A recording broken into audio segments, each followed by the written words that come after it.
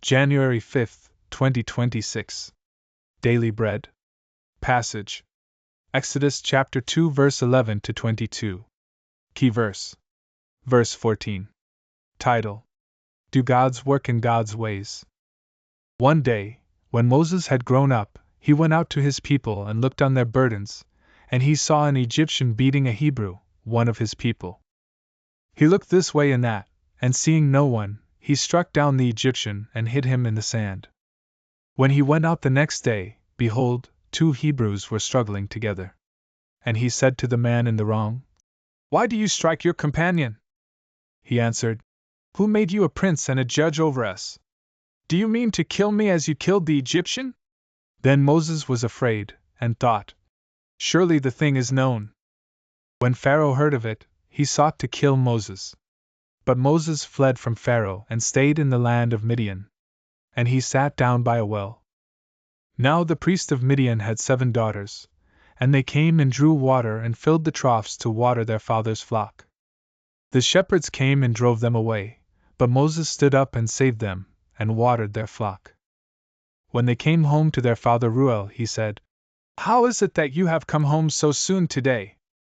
They said, "An Egyptian delivered us out of the hand of the shepherds and even drew water for us and watered the flock." He said to his daughters, "Then where is he? Why have you left the man? Call him, that he may eat bread." And Moses was content to dwell with the man, and he gave Moses his daughter Zipporah. She gave birth to a son, and he called his name Gershom, for he said, "I have been a sojourner in a foreign land." Daily Bread Message. The baby Moses, delivered from death, became a prince of Egypt and a beloved son of Pharaoh's daughter. He was also nursed by his birth mother.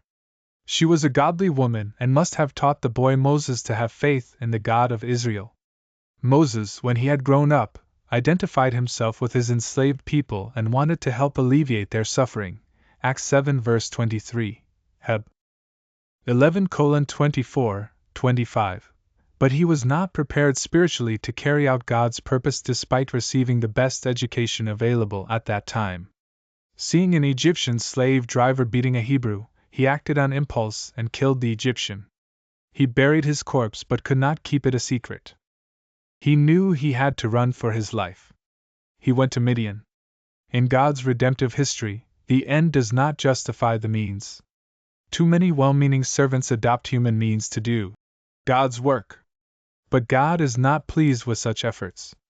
He does his own work through his servants who adhere to his instructions.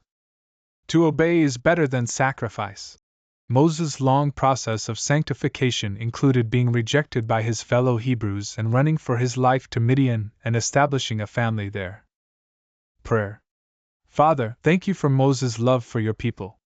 Help me have the same love, but more importantly, obedience to your words. Amen.